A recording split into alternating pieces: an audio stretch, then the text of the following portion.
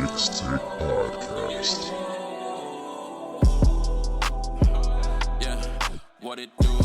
Mobbing with the crew, nothing new. I thought you knew, thought I was falling off. Blessings keep on falling through. Oh, don't panic, dog. Bro, wait, boo, I can't lose. What's up, everybody? I am Josh So Focused. I'm French, the bro host, and we would like to welcome you to The Mixtape Podcast. The Mixtape Podcast. The Mixtape Podcast. And if you didn't know, we're a weekly podcast where we cover the most intriguing Knicks news of the week. If you want to find our socials, you can find us first on Twitter at The Knicks Take. Then go to YouTube and search Knicks Take Videos. And if you rather follow on Instagram, you'll find us at The Knicks Take. And lastly, on Facebook at Knicks Take Media. All right. Let's get to it. First thing, before we get to it, actually, I want to clean up something I said last week. We said that Knicks picked up Mitchell Robinson's qualifying offer. That was incorrect. They had a team option on Mitch, which they picked up for $1 million. I don't think there was anything left for me to clean up. I think we only made one mistake last week. Yep. One out of the few. So, let's get into the topic of the episode, number 20, Free Agency 2021.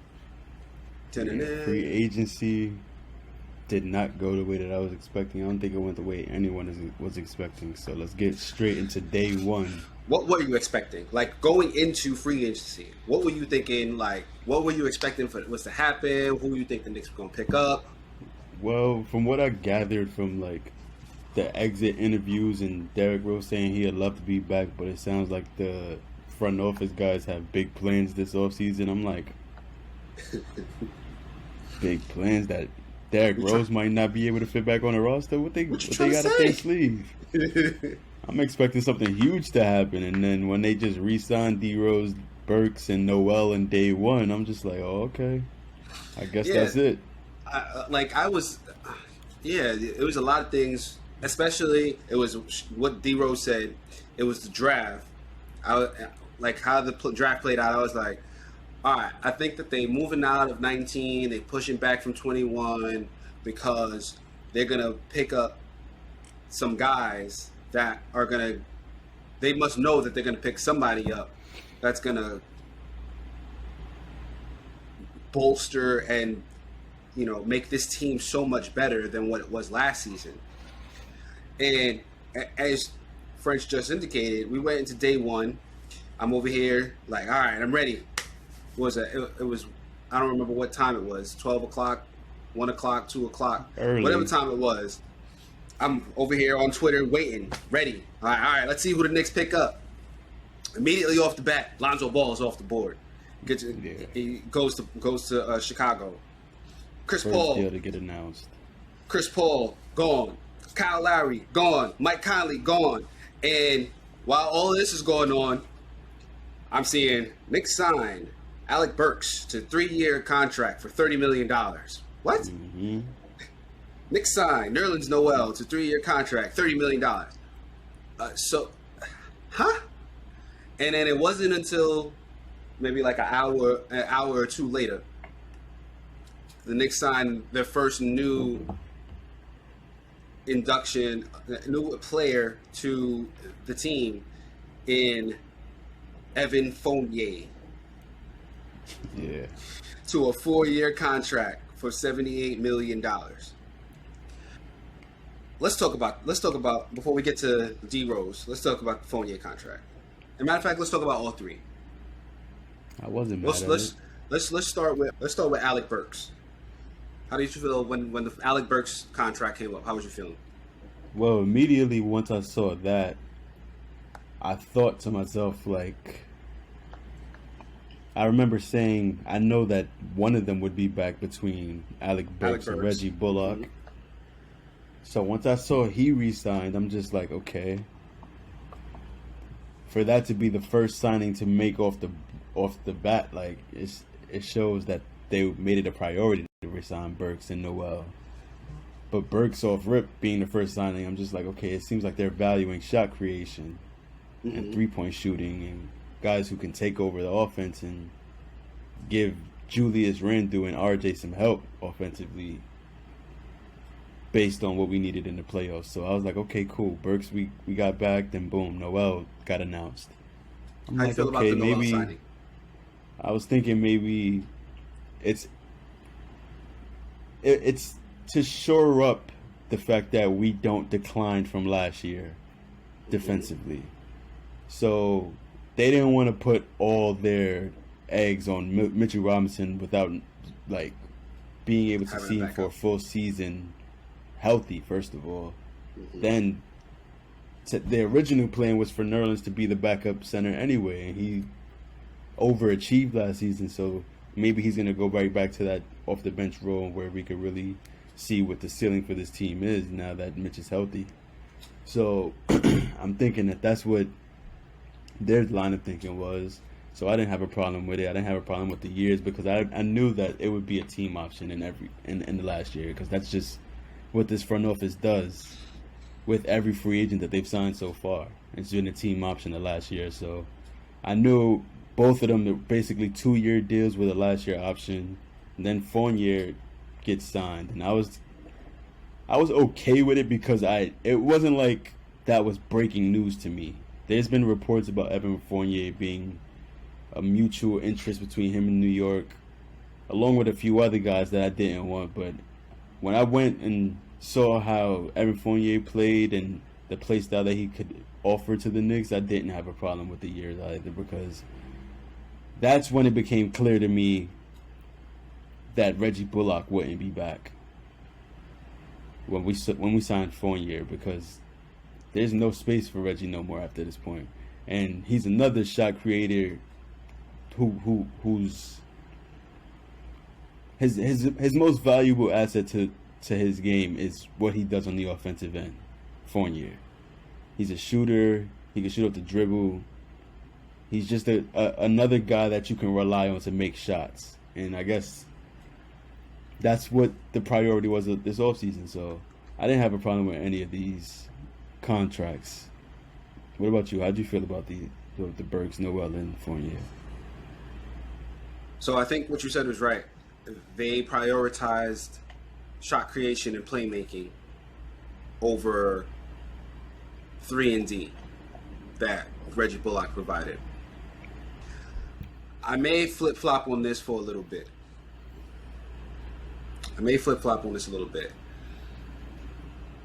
Yesterday, I was like, I'm 100% happy with this. I'm 100% happy with Alec Burks. I'm 100% happy with Evan Fournier. I'm 100% happy with the look of this team.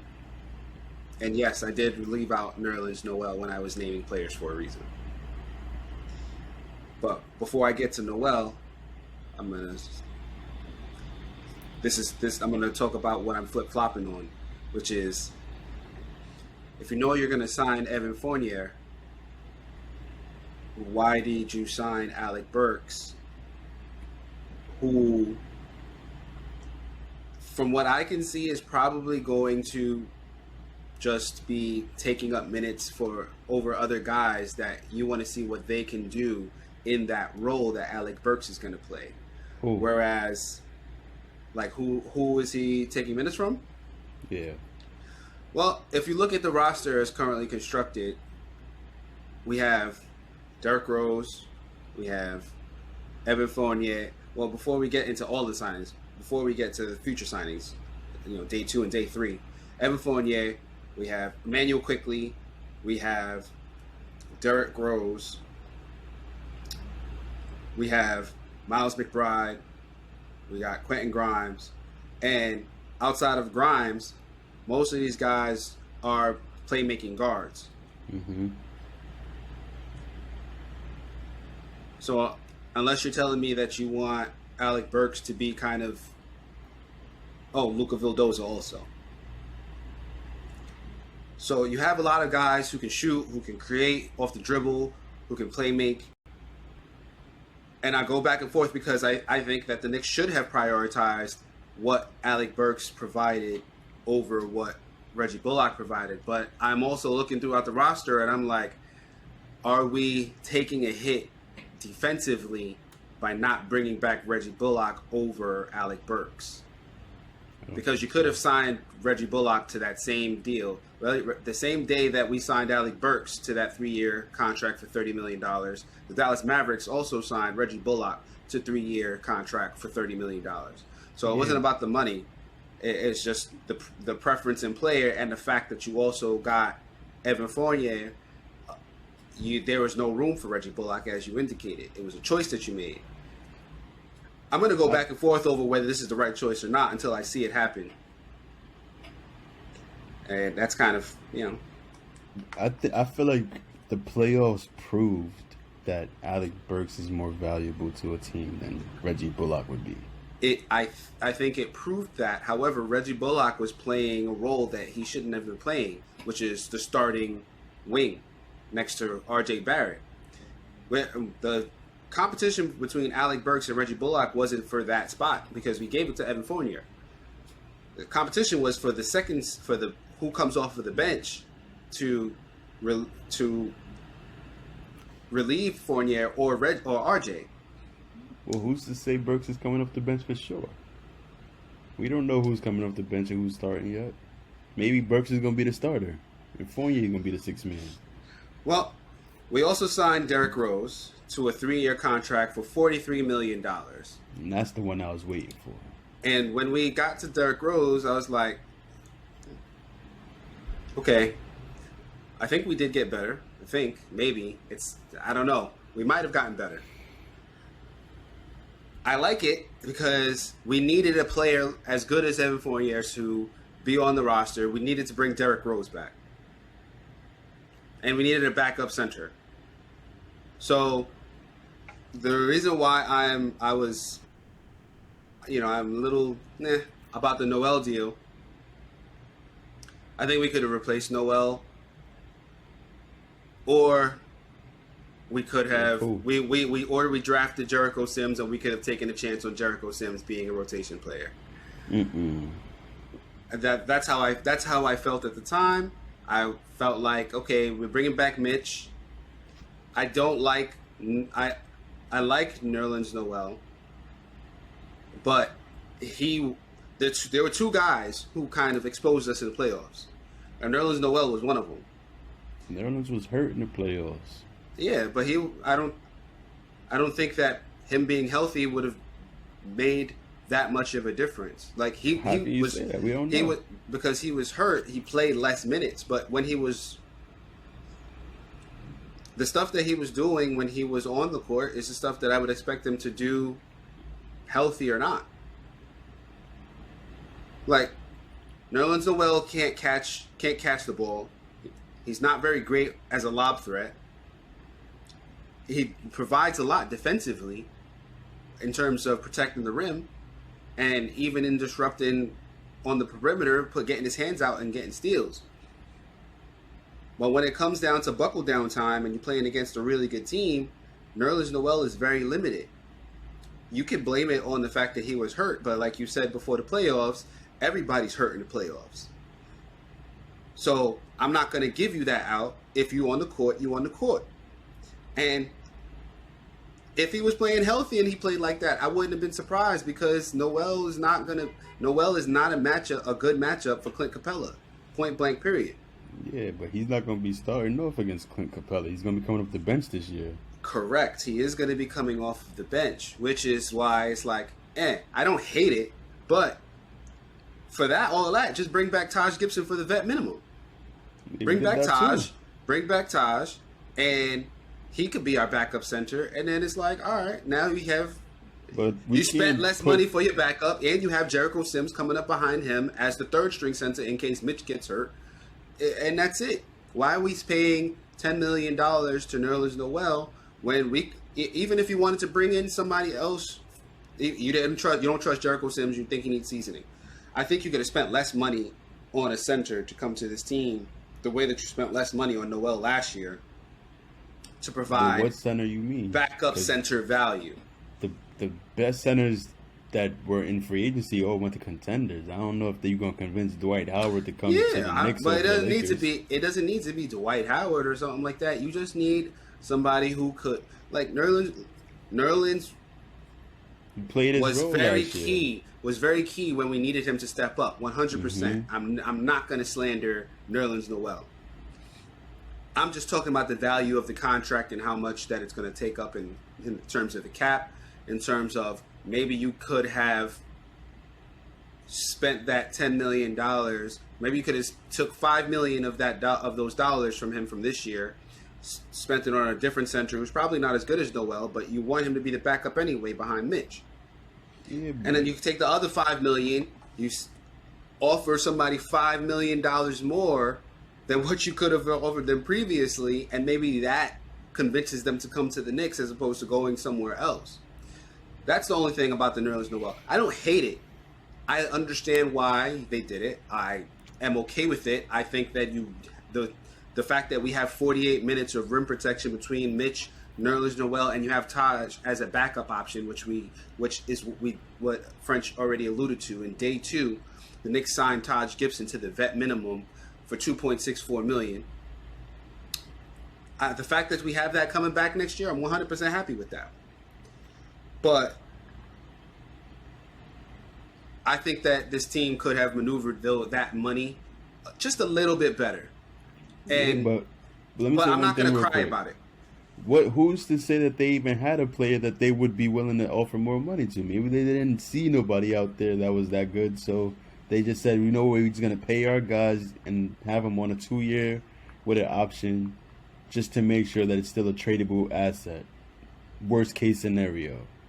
Just because we signed him to a 3-year deal don't mean he's going to play out where him playing 3 straight seasons on the Knicks. Maybe he ends up on Washington for Bradley Beal as a part of a package or something like that. They just have a bunch of assets where the money lines up in case of you need a star and you need contracts to match up. That's what I felt like that first day of free agency was about. Well, to clarify, nobody except for Evan Fournier really is guaranteed to have 3 years on this team, because Birch, Noel, and Derrick Rose, who signed for a 3-year contract for $43 million, all 3 of those players have a team option on the 3rd year. Evan Fournier has an option on his 4th year, which we found out on day 2 as well. Which So we shouldn't. everybody was expect that like, regardless. "Oh, okay, that sounds a lot better than what we thought we were getting." And Y'all be doubting the King Leon. He know what he doing. Every time we get a free agent, he does the same thing. right. He's earned a little. You know what I'm saying? We know what to expect. So on day They're 2, real calculated. on day 2, we found out that Kendrick Nunn was offered a contract by the Knicks, but took less money to go to the Lakers, which Allegedly. that is what allegedly, which that is kind of why I'm like, $5 million might make a difference. I think if you offer $5 million more for the year to have a guy come over, that all of a sudden it's like, damn, do I really want to turn down that much money to play for a contender? I have a whole lot of time left in my career to play for a contender. I could get the bag now. That's all I'm really saying. Like, do I think that, I would rather have Kendrick Nunn than the alternative? No, I'm not saying that they should have offered $5 million more to Kendrick Nunn, but maybe some of these other guys who we struck out with because of money or whatever, because we're not a contender, maybe that would have made the difference. And instead, we shot ourselves in the foot early. Not really shot ourselves in the foot, but that was one of the first signings we did, is Nerlens Noel, when I feel like that maybe we could have waited on that until day 3, 4, Maybe 5. we could. What if Nerlens was about to sign with Dallas or something like that? Then he does. That's what I'm saying. Then he does. You can't just look at what happened and just dictate that's how it went. Maybe it went another way. Maybe they had to sign these guys up before they went and signed somewhere else. There was a lot of Derrick Rose Chicago rumors. They were saying that there was mutual interest. Maybe you couldn't wait just to see what a Kendrick Nunn. And I don't even believe the Kendrick Nunn report, because of the simple fact that the alternative was so like, you know what I'm saying? You had to know ahead of time in order for it to happen. You know what I'm saying? Like, that didn't just happen the day of. That had to be days in planning. Well, we're alluding to what happened on day 3, which at this point, by day 3, I'm like, all right, I guess we're just running it back and adding Evan Fournier, and that's going to be our team. And while I'm at work, somebody yells at me and says, the Knicks got Kemba. And I was like, all right, let me just. And then I got up, I walked over, I was like, all right, what y'all talking about? And they said, Knicks got Kemba. Knicks signed Kemba. I was like, oh, got him through trade? Nah, got him through waivers. What? And I was like, okay. Yeah, All right. Okay. All right. Yeah. Okay. I'm with it. You know what? I'm with it. Now, Reggie Jackson was still a free agent at this point. He was not coming. Schroeder was still a free agent at this point. Didn't want him. Spencer Dinwiddie was rumored to be going to, where did he end up going? The Wizards? Yeah, he went to the Wizards, sign and trade. So the point guard options were slim pickings by the point that this was announced. And I don't think that we have officially signed Kemba Walker yet. But day 3, Woj announced Kemba Walker accepts a buyout from OKC and agrees to join the New York Knicks once he clears waivers. That contract is rumored to be somewhere about $8 million annually, which insinuates that Kemba will have a multi-year deal. 2 years. I don't know if the details have been confirmed on anything like that because I don't think anything has been signed yet. But how do you feel about the Kemba Walker? But listen to what you just said. This was days ago, and we still don't know the contract specifics. What does that tell you? Well, he just got officially waived, I think, yesterday. And I'll look that up. But what I'm saying is, look how many days ago that happened. That report came out that Kemba signed with the Knicks. We still don't know how many years, nothing. The Knicks organization, the guys at the top, the front office guys, they don't talk. We don't have no leaks from up top. That's why I don't be believing these reports of who the Knicks are interested in, who they spoke with contracts over. I don't believe it. We got a report from Woj that Kemba signed with the Knicks, and we still don't know the details. Remember draft night? Woj didn't know who we was drafting. They was scrambling. Just like, oh, actually, this is a trade. Like, I love the fact that we don't have no leaks coming from our front office. So, any type of signings and trades that we actually do make, I know that it took a lot of consideration and it was planned out and precise. Everything was they hit all the bases before they went and made this move. But I forgot what your original question was. Kemba from the Bronx, he's back in New York. I love that signing. I don't know how anyone could not like this signing. We got him for the mid-level exception, damn near, right? Am I bugging?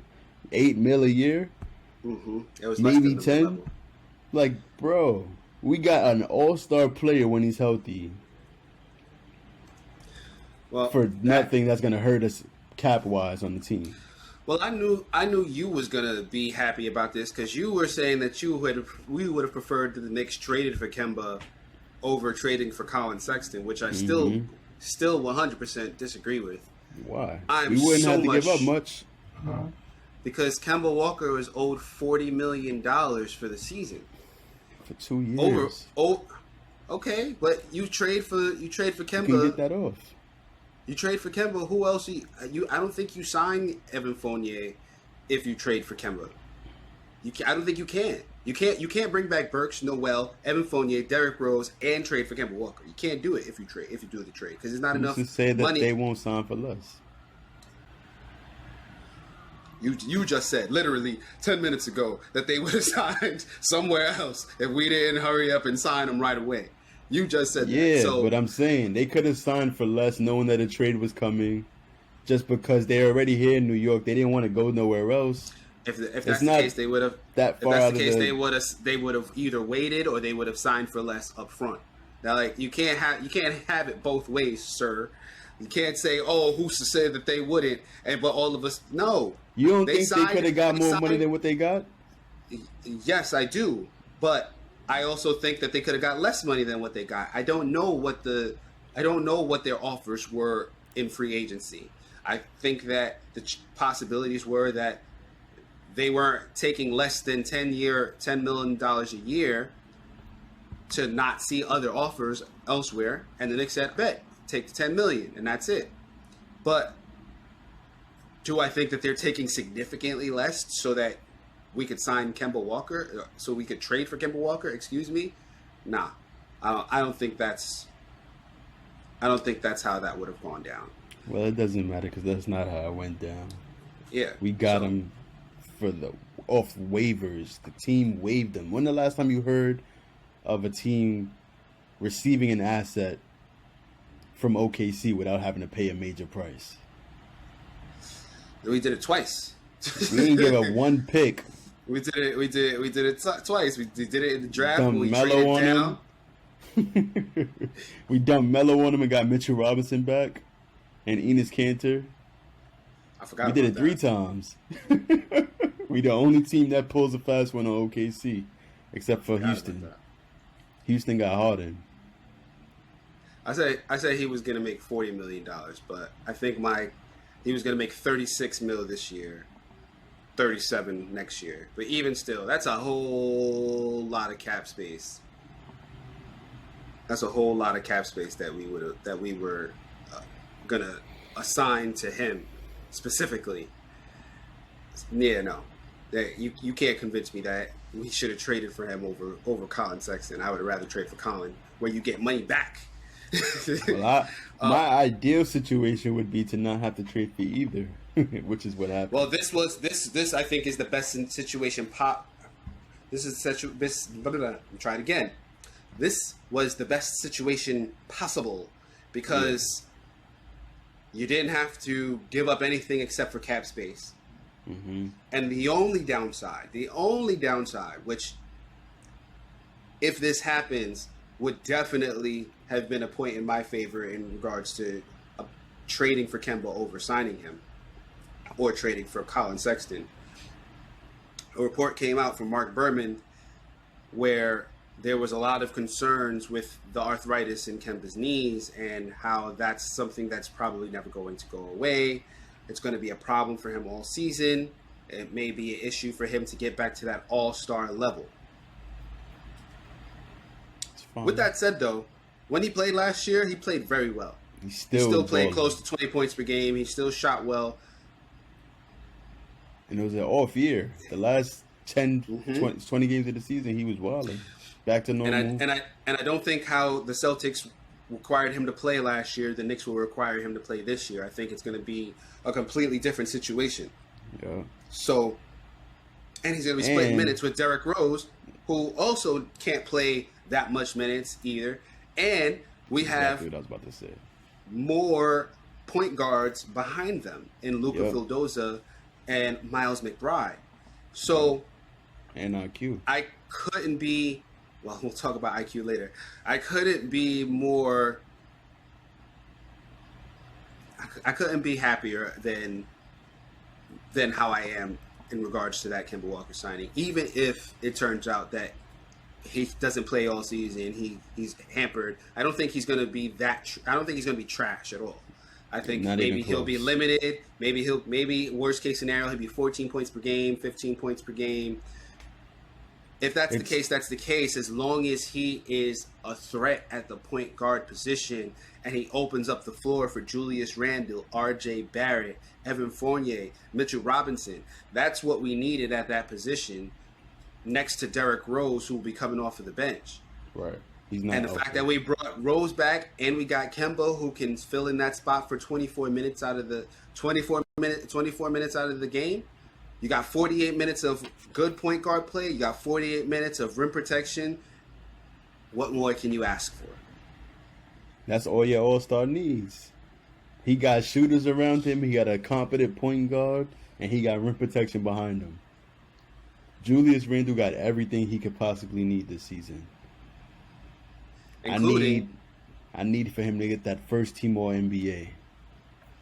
He got everything he could ask for, including a 4-year contract extension with the Knicks worth $106.4 million, which he's going to make more than $106.4 million. That's just the base. That's not including the incentives, which I think off rip, he's going to be making probably $116 million off rip with some of those incentives.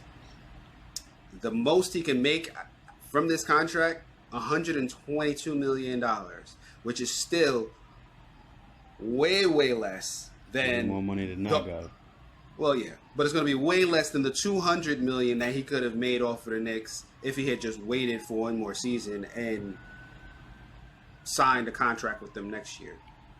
Well, and it's more money than it's less money than he could have made if he would have just said, all right, we're going to do an extension, but just for like a plus 1 year, and then we'll re-up or something like that, where he could, he could do a 1+1. Next season he plays for however much, and then he opts out.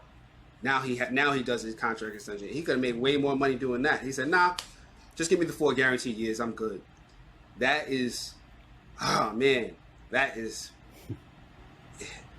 How can you be mad at anything when it comes to the Julius Randle contract? You said you can't be mad at the Evan Fournier contract. You can't be mad at the Kemba Walker contract.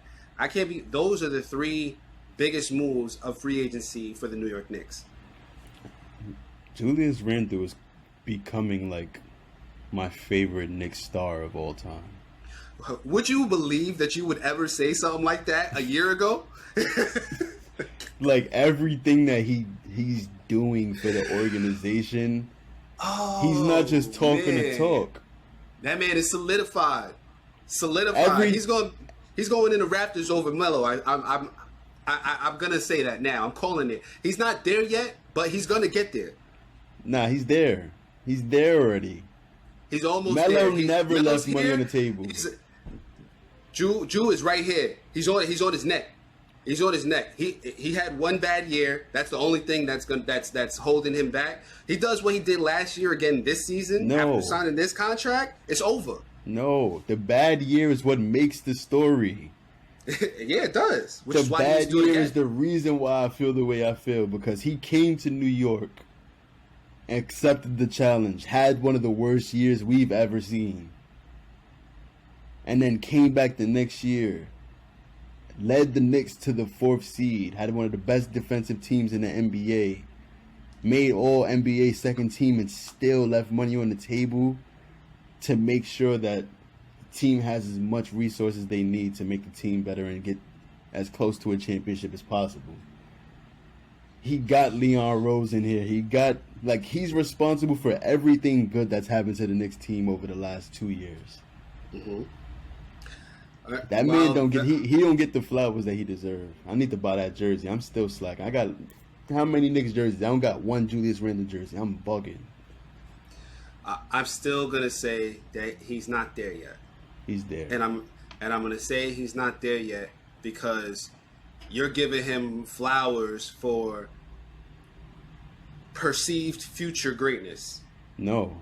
I'm giving him flowers for everything that happened so far to this day right now. What has happened so far to this day? He went out there, had one of the worst Knicks seasons I've ever seen in my life. No, that was Elfrid Payton, but go on. No. Julius Randle has the title for one of the worst performances I've ever seen as a top player for the Knicks. Went in the gym during COVID when everybody was in the bubble. He was in the gym the entire time. Got to the point this season when he started bugging out and everybody started to respect who he was. He ended up getting the entire team to be on the same type of workout plan that he was on. He made everybody on the team better. Because now they got the mentality that he got. They're going to go to the gym after the games. They're going to stay in the gym all day. They had to lock the gym so the IQ wouldn't try to sneak in during time that they were supposed to be resting. Like, the mentality of this team starts with what Julius Randle brought. Everything that you love about this team would not be there without Julius Randle. Except for maybe Mitch and some of the young players. But the identity of what we doing here now, What more could you ask for as a Knicks fan, a New York Knicks fan? That's the only thing where it's like This team is New York. You really just said a lot of really nice stories, right? No, it's and they're all true. What happened? No, that is really what happened. But at the end of the day, when we look back at it, it's going to be really nice stories. When we look back in history, we're not going to be talking about how everybody was. Well, we will, right? But the masses aren't going to talk about how Julius Randle was in the gym. Da, da, da. They're going to only be talking about what the Knicks did while he was there. No, and you're missing the bigger picture. No. I'm not missing the bigger picture. I understand exactly what you're saying. No, but in the what I'm grand saying scheme is, of things, we we haven't accomplished anything yet. We got the 4 seed when nobody expected us to. And then we got knocked out in the first round. Right? We've laid the groundwork. The foundation is there. That's what you're saying. And we have Julius Randle to thank for the foundation. 100%. But that's not all that I'm saying though. Because the foundation is there and the habits are in place now you don't know what to expect. Now the future can hold anything. There's no ceiling on the future because of the fact that everybody on this team is applying work when you can't say that about any other team in the NBA. They're not putting in the work to get better like how these guys are doing on the team. And that's going to show in games. That's going to show in the playoffs. The Kobe Mamba mentality is on this roster. You realize that, right? That's scary. That's scary because a lot of teams aren't going to be having a bunch of young guys who are going to be in the gym working like that. There's going to be a few around the league. They're going to become stars. Maybe we got a few young stars on the team now because of that mentality. They're going to work their way to get to that point. If you look at Dame, he's a 6'1", 6'2" guard. He's not that big. He's not that athletic. He's fast, but he's not one of the fastest guys in the NBA. He got that to that point where he is now by work. Developing his bag, getting skills, counter moves on counter moves to be able to score and become the best player on his team. To then becoming one of the best players in the NBA. Why can't IQ become someone like that? Why can't he? But that's still a story. It's still not a story. Because you're saying happily ever after. That's why can't he become this? Happily ever after. It's the same thing. Because if we go into the season and we trash again, nothing that you just said is gonna matter. If we don't pick up good players and become a playoff contender in the next 2-3 years, nothing you just said matters. And it's gonna be a good story. You know what's gonna matter? If the Knicks end up being a championship contender, not even make it to the finals, not even win a ring. If they become a championship contender. And the only way that they do that is by the things that I just said. Julius Randle has to do what he did last year. It doesn't have to be exactly as good as he was last year because I don't think that if he does what he did last year, he's severely underpaid. He's going to be like a top 15 player who's getting paid top 50 player money for 4 years. Right? And that's when the contract is going to be like, oh, wow. He did it again, and he signed the 4-year contract, and he left like $100 million on the table to stay on his team, and the Knicks are running it back, and they're coming back as the 5th, 6th seed. If that's what has to happen. That's what has to happen in order for Drew. And let me say, said Melo is here, and Drew is like right here on his neck. If that happens, it's not even going to be close. It's not going to be close at all. Because just like you said, Melo never left money on the table. Melo never did anything whereas like it was a clear sacrifice for the team. It was always about Melo. Mm-hmm. And I don't want to shit on Melo because this team would have been basura without him. When we lost Melo, we lost the path to being great. Because as soon as he was off this team, that was it for us. Because Kristaps was never going to be who we thought Kristaps was going to be. And that was it. Melo, I'm gonna need you to calm down the Melo hate. But It's not Melo, hate. It's reality. We wanted Melo to be the guy to take us to the championship, but we knew that And Melo Years was behind not him. that guy. We wanted him to, but we knew That's he all I'm wasn't that saying. guy. We knew he That's all I'm wasn't that saying. guy. But in order for us to get there, he needed to make certain sacrifices that he never did. We don't know whether Julius Randle is that guy. We don't think that he is that guy. But the fact that he is taking that sacrifice while right now he is that guy for us. He's Melo for us right now, and he made that sacrifice. Oh man, he has to play like he did last year, maybe even 80% of what he played last year. If he becomes an all-star again next year, if the Knicks are in the playoffs again next year, everything, all of those things that, at the grand scheme of things, we didn't make it to the second round, third, whatever, finals. Yeah, we didn't make that. But if we do just what we did last year, all-star, Knicks in the playoffs, Randall's shooting okay, Knicks are a good team and are recognized as a good team throughout the league, that's it. It's not even close. It's not even close as far as whether Randall and Melo is over. Now, if he goes back to first-year Randall, go ahead. Which one would you bet your money on? I would bet my money on us being a 6 seed. Julius Randle takes a slight dip in efficiency, but we are still not a force, but we are still talked about in the league as one of the better teams. That's not what I'm asking. I'm talking about the two ways that you formatted.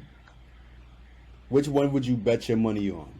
Him making significant upgrade, the team moving in the right direction, they moving up rather than staying the course or declining in any way, or do you see him going back to first year Randall? If you had to bet your money on it, which one would you bet on? I don't think he's going to go back to first year Randall. I don't know if the Knicks are going to improve. I could even see them slightly declining because of how free agency played out. But the way you phrased it kind of confused me because you gave me kind of like three options. No, I gave you two. You did give me two. You said which one would you see, but I see them kind of doing what they've been doing. Like, it's not going to be a steady increase or it's not going to be a steady decrease. They're going to probably do like 42 wins, 43 wins. That's not what I'm asking, though. I'm saying there's only these two options. One of them is going to happen. Which one would you bet your money on? One, we get better. The team gets better. Randall gets better. Get closer to a championship contender. Or we stay the course or get worse. You would bet on us getting better. That's three options. That's you not said three or options. You said or twice. No. I'm saying these two are in the same option. Well, that's a hard choice for me to make. That's a hard choice for me to make because I could see us plateauing for sure because we need another piece to be a championship contender. But why do you see us plateauing? Is what I'm trying to ask. Because we've seen no evidence that we could plateau.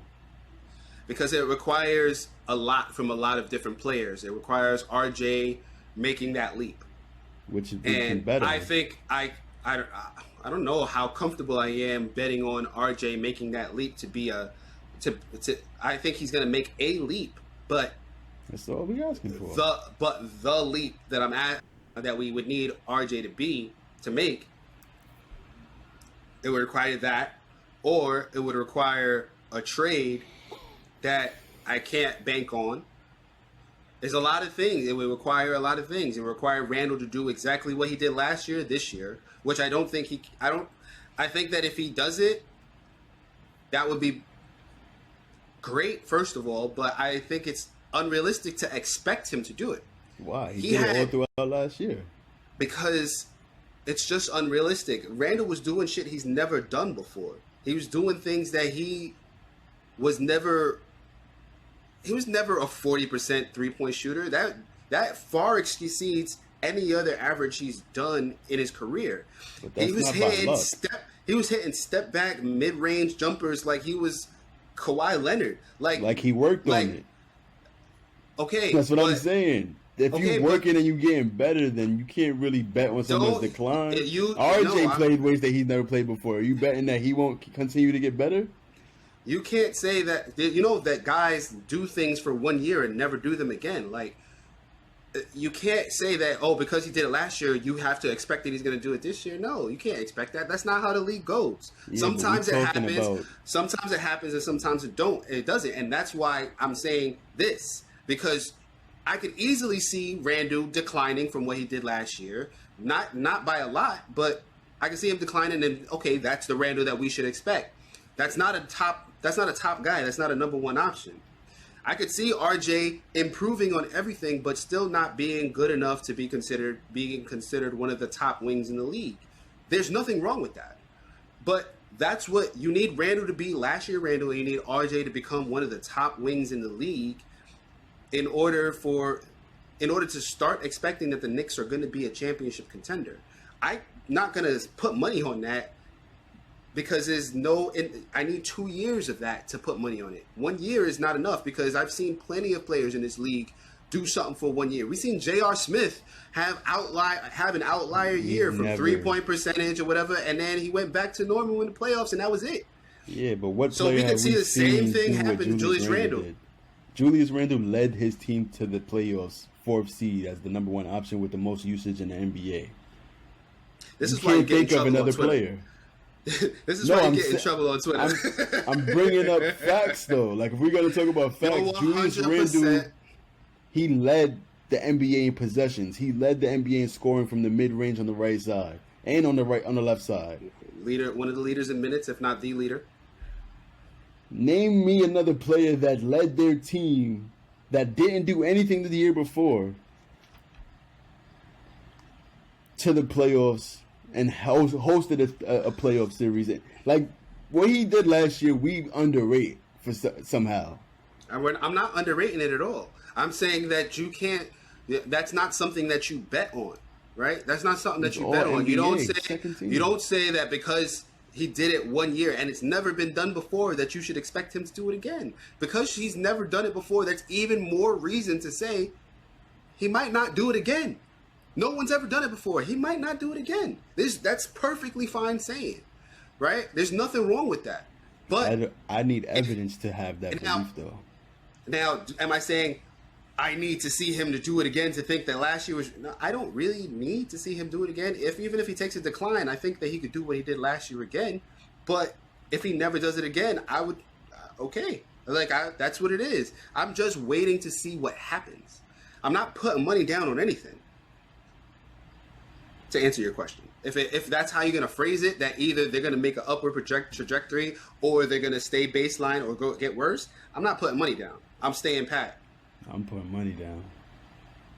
Now, if you were to put it the other way, upward trajectory or staying pat versus decline, that's easy. That's an easy bet to make. They're either staying steady or they're increasing. But the other way around, that's a 50-50 shot, bro. It's easy for me to answer. I don't know.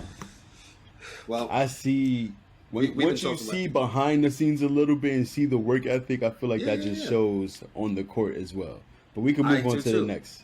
I do Whenever. I do too. But when these dudes be hitting you up on Twitter and saying, well, think about the fact that they didn't have fans all year and then all of a sudden they had fans and now they're not playing the same, that's something that we have to take into consideration too. Because that's a fair point, and we have to see what a full season when we back in non-COVID attendance, arenas, how that looks to say, okay, he can do it again, even if it's not the same as what he did last year. If it's just slightly less than okay, yeah, he could do it again. He could do it again. Maybe it was just an adjustment. Maybe it was something in his head. Whatever. It wasn't about the fans though. So you can't use that as an excuse. These Well, I'm players not have been saying playing that. in front of fans their entire life.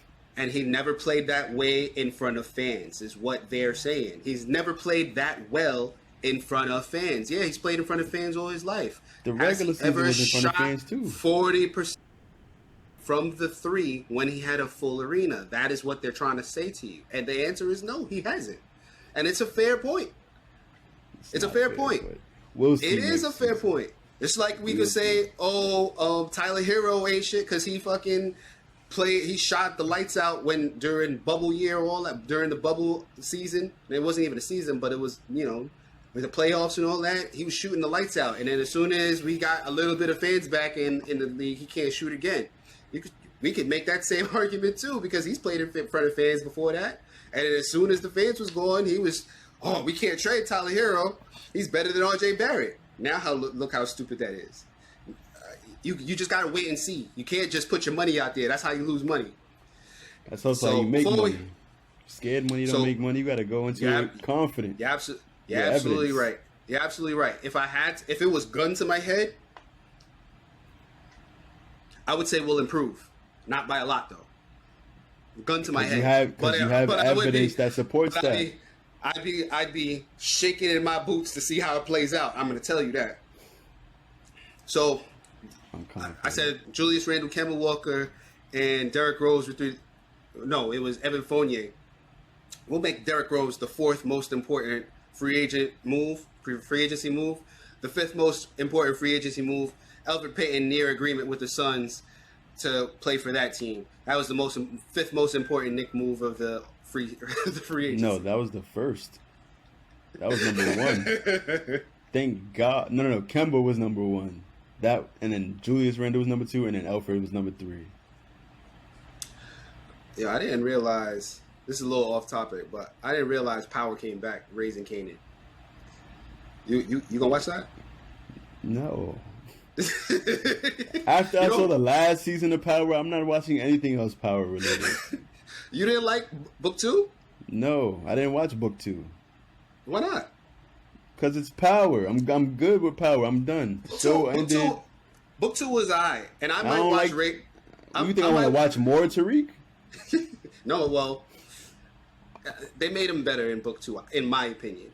And I think I'm gonna watch Raising Kanan, and I am gonna also watch us raising the Summer League Knicks. Because we got, I was wondering why you asked that. Half of the roster, half of the youth is on this summer league team, and they're gonna have, except just for like Jericho Kanan. Sims. Hey. That was good, bro. That was good. They all shooters. That was off the top. Come on now, Jadakiss inspired me. Jada inspired me. I'm a Lux fan. So the Knicks Summer League.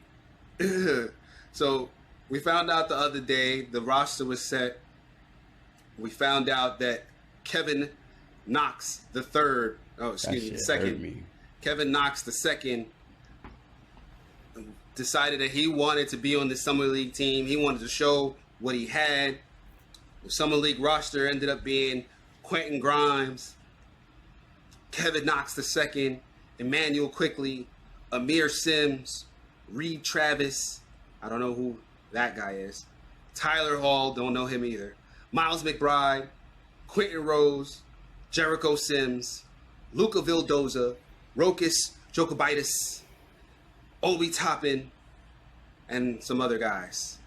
and I'm excited to watch how these Summer Knicks end up playing.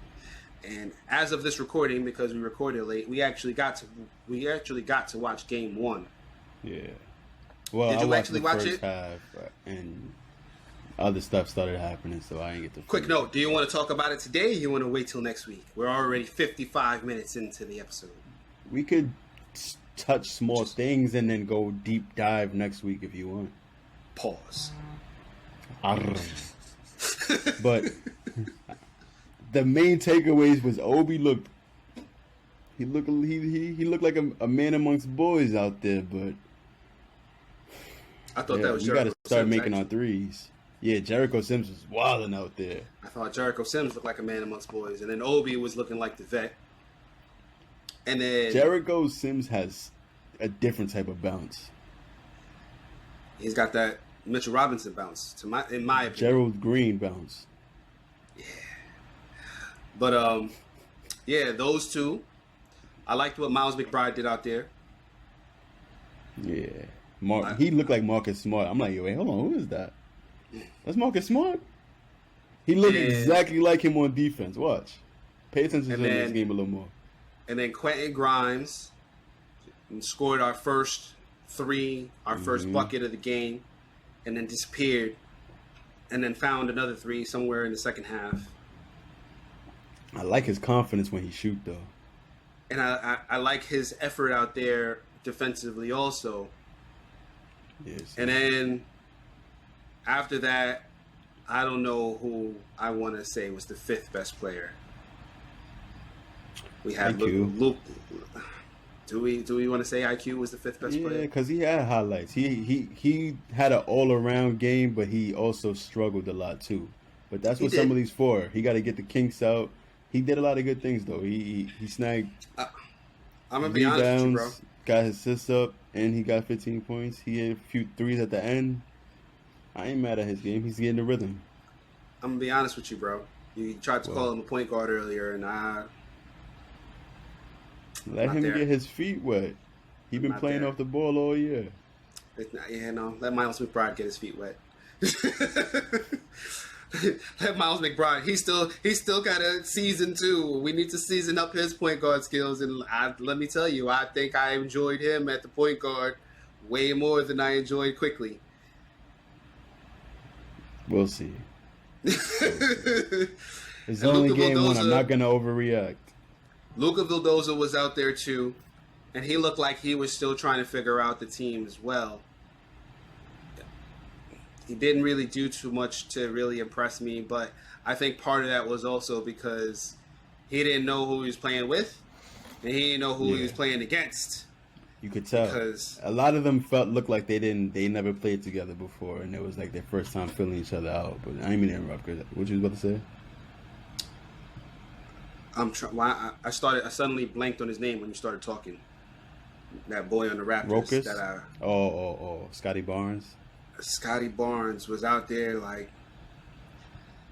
Luka Yeah, he gonna Vildoza be was a like, star. "Oh, he's a big. I can get around this dude." And Scotty Barnes said, "Give me that ball." And I was like, "Luka, he can guard ones too, bro. He can guard you. Like You I've gotta seen protect the Scotty ball, Barnes, bro." but he just looked freakish out there compared to Yes. everybody else.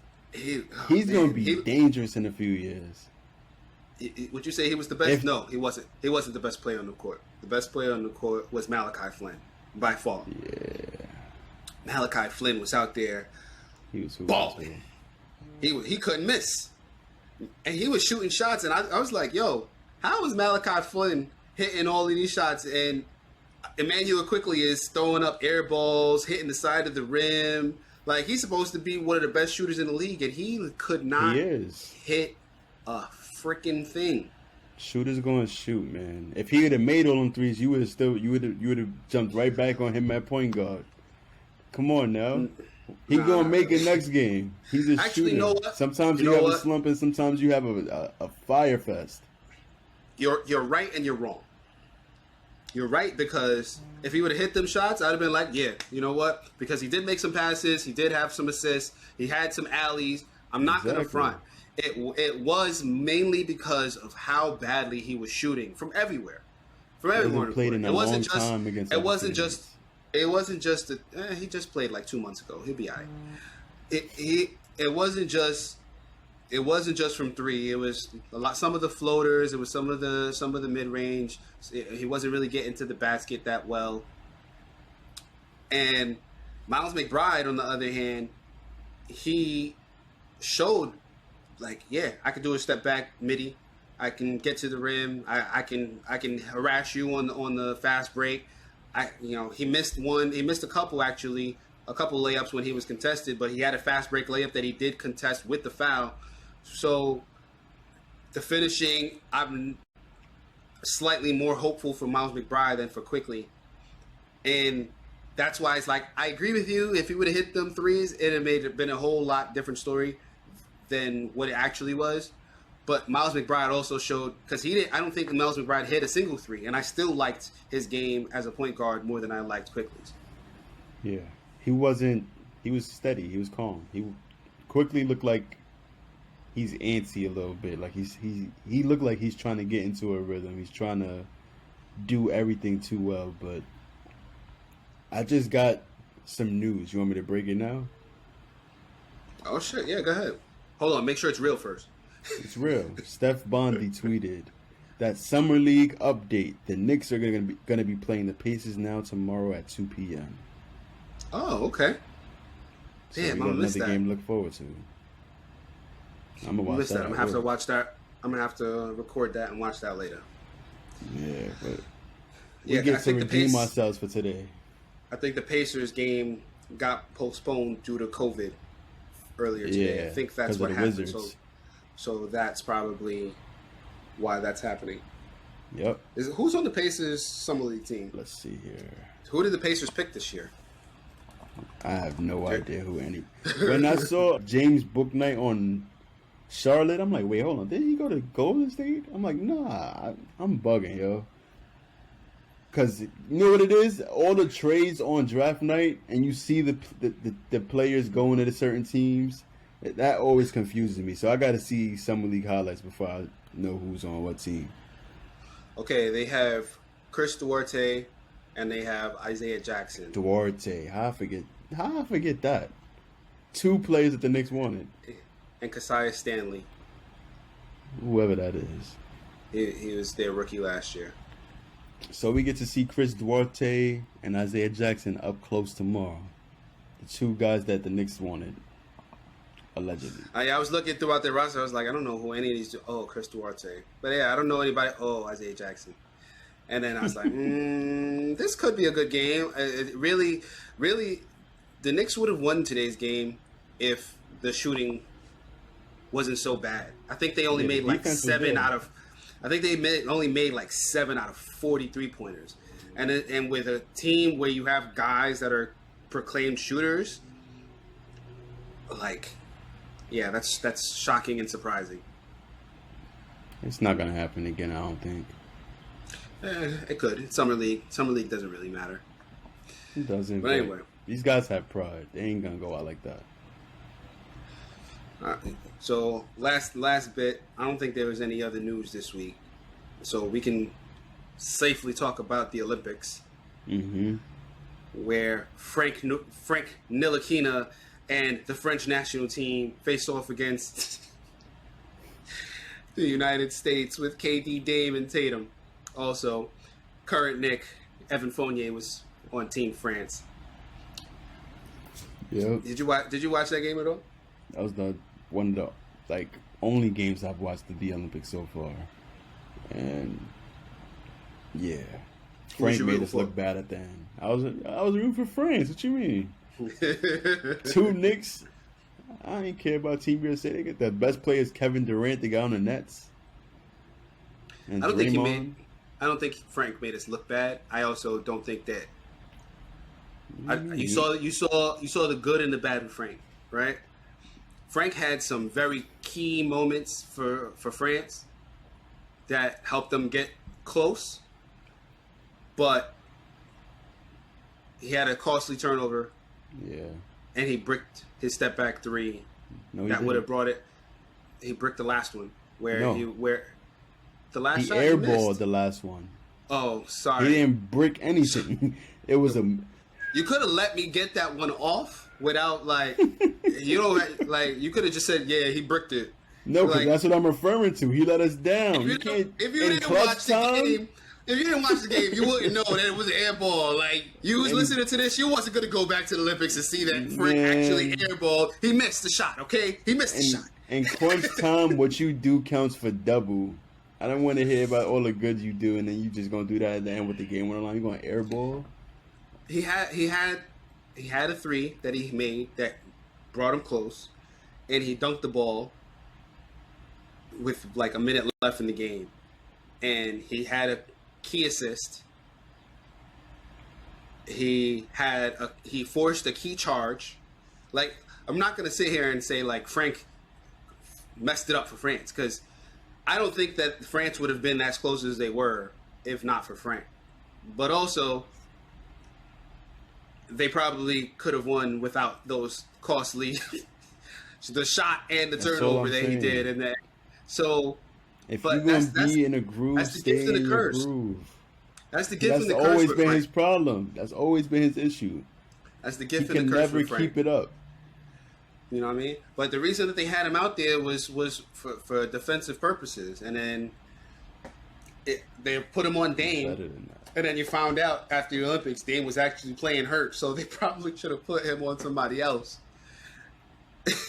Dame also like missed 2 free throws at the end, so it's like, Yeah. I mean, you know That what I was mean? out of character.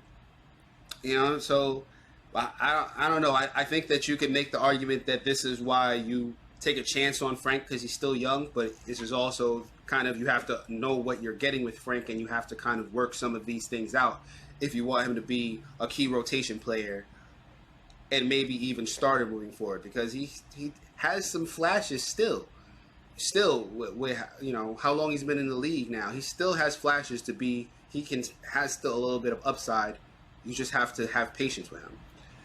So Time for patience is up, man. You're a free agent now. yeah, well, the Knicks still have an open spot. I don't see him doing that. They have an open spot. I and see his spot going now. They could put Luka Vildoza in 2 ways, and they'll have an open spot for Frank if he wants it. Wishful thinking. It is. All right, man. You got anything you want to plug? Anything you've been watching? Anything you've been listening to? Man, I'm ready to unplug because I'm outlet. Get it? I'm ready to be outlet. I'm working on it still. Don't worry about it. You got anything you want to plug? You didn't just say that. Tell me you did not just say that. I'm going to have a better one next episode. I really don't think so. Nah, I don't got nothing to plug, bro. Yeah, thank you guys for listening. We appreciate y'all. We love y'all. Peace. Peace. Yeah, what it do? That intro music was Broadway Boo by Gotti B, formerly known as Bugatti Blade. You can find us on Twitter at The Knicks Take. You can also find us on Instagram, Facebook, and YouTube. Thank you for listening.